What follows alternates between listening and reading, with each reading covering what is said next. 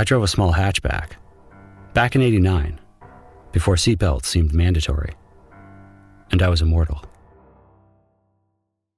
I was driving up the Atlantic coast through Maine when this happened. It was noon. The sun was overhead. Dark forests were on either side of the lonely road I drove on. I hadn't seen a car in a while. I turned the radio off after driving for a while. There was something about the atmosphere that made me want to listen. I remember rolling down my window, cranking it around the spindle, going 50 down this lonesome road in mid-October. Winter's grasp tightening around each bend in the road, and seeing fewer leaves. In those dark wooded forests on either side, I thought I'd saw movement. Only from perfunctory glances at first, but it kept cropping up. Always peripheral. I chanced to glance sometimes, before whatever it was moved. But it was always still in those moments as trees whizzed past. The hum of my engine lulled me into a quiet. I didn't know how unsettled I should be.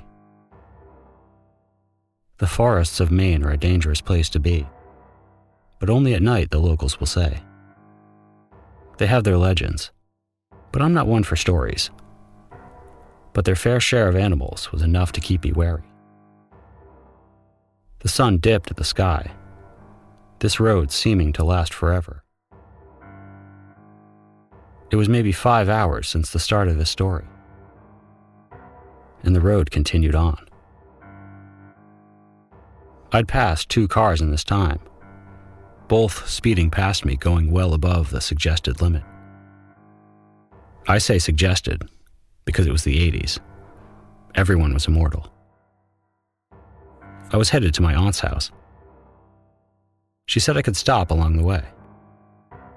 I had these glorious plans back then, still daring and adventurous from college's warm air lifting me higher than I should go under my great wings.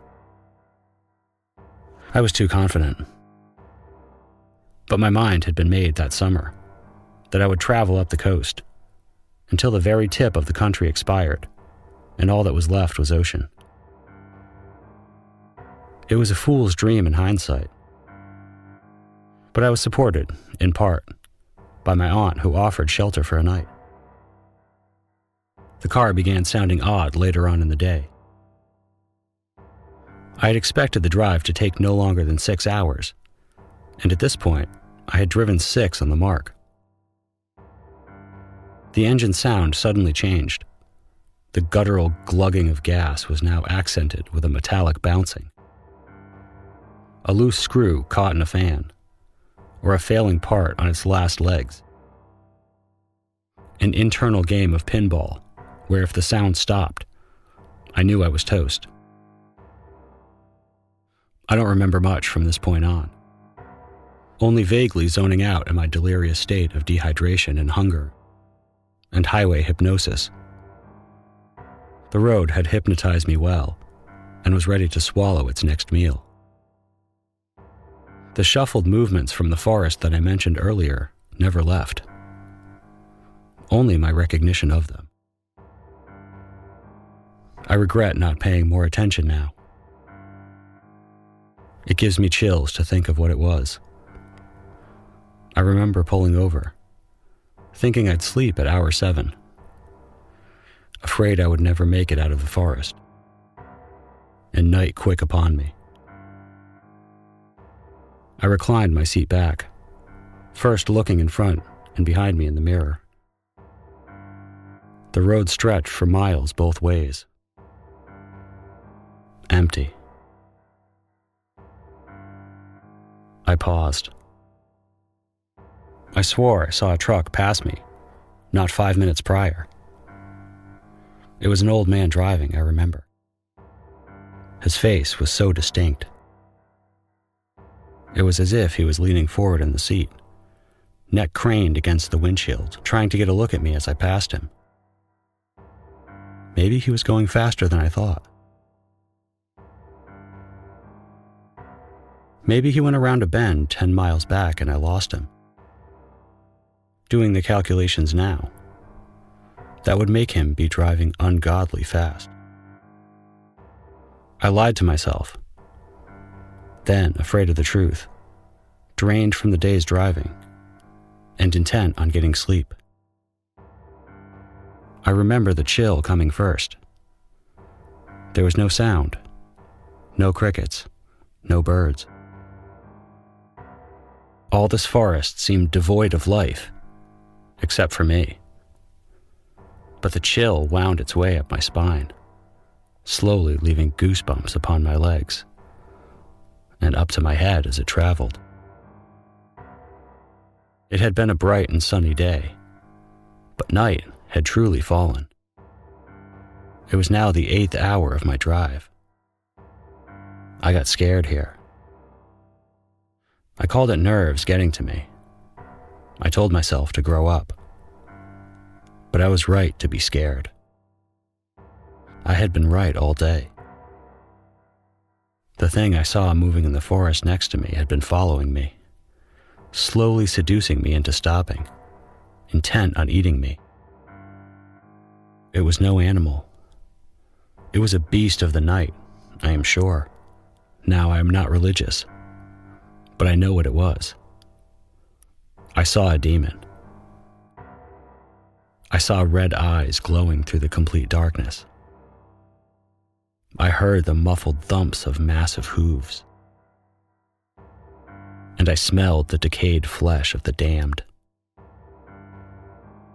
It crept slowly up to my car, my heart hammering faster and faster with each step it took. The air around me getting colder the closer it got. I remember my window freezing every second before being defrosted by my hot breath and then refreezing a moment later. The car wouldn't start. My heart told me that much. I didn't have to try. I knew I was good as dead. But from a ways away, I heard the thrumming of an engine, and I spared a glance from the monster now 5 feet from my car, standing tall in the middle of the road, to my rearview mirror. Bright headlights blinded me, throwing everything around into sharp relief. The demon wasn't there when I looked back. Where smoldering half-moons charred into the asphalt, I remember seeing them when I got out of the car. The truck had pulled up, and the driver had gotten out to check on me before I felt safe enough to step out of the car to look. So ended my days of bravery and youth. But the man, who seemed to make the demon vanish, had more to say that I cannot repeat for an oath I swore, but know that my words are true, and that the beasts of the night are realer than they seem.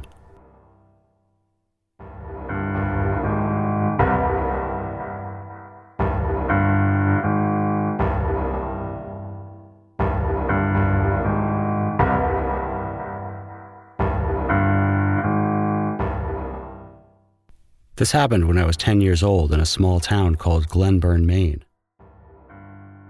This is just outside of Bangor, which is Stephen King's hometown, our little claim to fame. It's a densely wooded area. There was a street that ran right in front of my house. Anyway, I had my dog with me, and it was maybe 9 p.m. if I can remember. And right across the street, maybe 30 yards into the woods, were ponds that I used to go and catch little turtles and frogs. I wasn't exactly planning on going into the woods or anything, but my dog Goldie was acting all whiny and weird. So not thinking too much of it, I heard a pretty loud crash across the road and into the trees, kind of in the direction of the swampy area. The swampy area was a little to the right, and the crashing seemed to come from a bit further back, and maybe a little to the left. The crashing really sounded like a bunch of trees falling over. I don't really remember being scared, but more curious as to why this was happening. So with my dog next to me, I walked across the street to the edge of the road and tried looking into the woods. It was pretty dark out, but I did have a flashlight and I was shining it in, and I could actually see some lights pretty far back into the woods. I thought maybe it was some neighbors. It was also possible there were hunters around, since a lot of that happened around there. My dog got super spooked, and we heard some twigs crack as close as 10 yards in front of me. And kind of feeling eerie, I ran back to my house. Next day when it was light out, I went into the woods to check it out with my neighbor friend, and sure enough, maybe a 50-foot radius, all of these trees were completely crushed or knocked over. It was freaking bizarre. Now, these weren't some massive pine trees, just a ton of those ones with the white bark. They were not chopped or anything, just literally completely crushed down. I went back there for years, and it always seemed so out of place. To make this story even more creepy, for the weeks following that incident, I started getting the feeling that I was being watched through my garage side windows at night. That went away until like 2 years later. I had this weird incident where I was in my garage again playing with my stuff. Just after dinner, but before bedtime, and I catch some movement out of the corner of my eye. There was this big scary man face covered in hair, with an evil snarling look staring at me through the window. As soon as it saw that I noticed it, it smashed its forehead against the glass pretty hard, then turned. To this day, I see that face in my mind. Over the years, I've tried to rationalize it as maybe one of my friends with a cool mask. But at that age, we were all too short to reach that high up. And even if they used a ladder, that face had animation to it, the way it crinkled up and lips changed. When it saw that I saw it, is really ingrained in my head. And no 12-year-old boy's Halloween mask could do that. My family moved to Arizona 2 months after that incident for my dad's work in the Air Force. And he retired here, and I've been here ever since. Nothing really weird since then.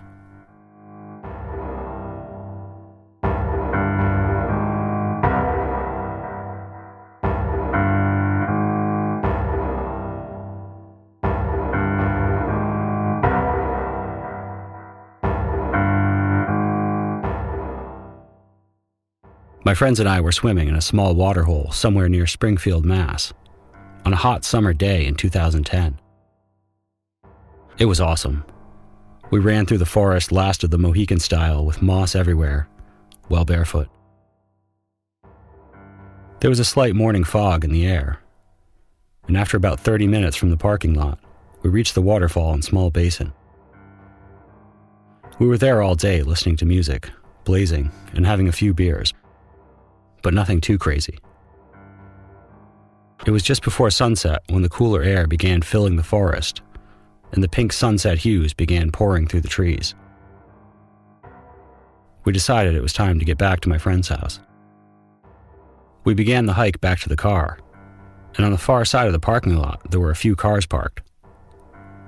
I asked my friend about it, and he told me there was a cabin that you can rent out for the weekend that had a really good view of the valley.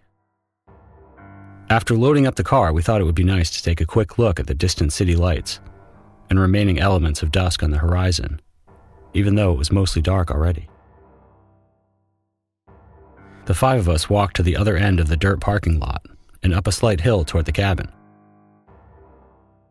The front of the cabin was dark, and we walked up the side about 15 feet away from the building.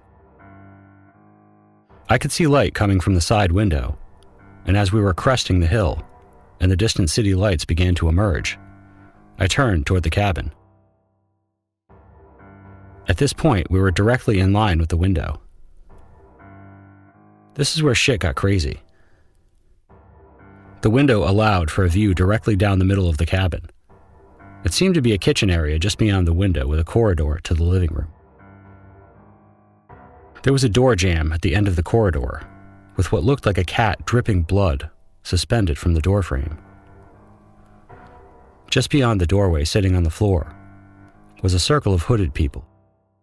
The type straight out of a movie with brown and burgundy robes, and a rope tied across their waists. At this point, I was nearly shitting myself.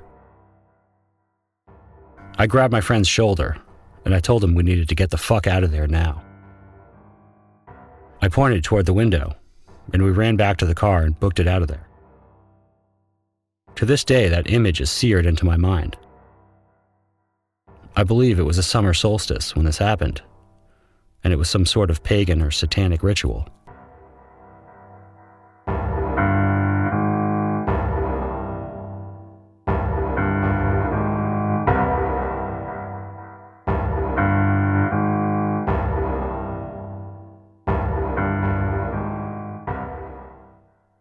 I decided to finish my 7-day stay with one final hike in the Southwest Harbor area.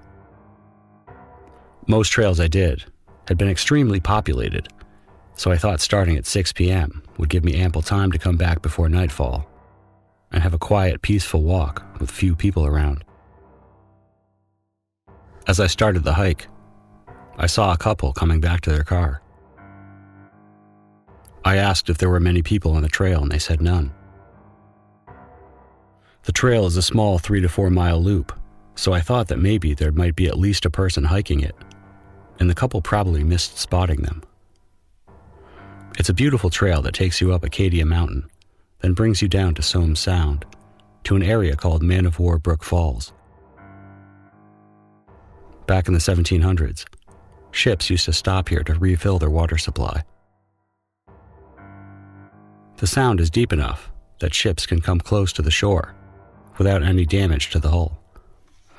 I hung around this area for about 5 minutes before deciding to take the work road to my left to complete the loop. It's about 7 p.m. by now. I've been keeping an eye on the time because I don't want to be stuck in darkness. As I start to head back, I feel someone behind me. It's such a powerful feeling that I turn completely around to say something, but there's no one there. I feel such a horrid feeling of evil that I start to run towards my car.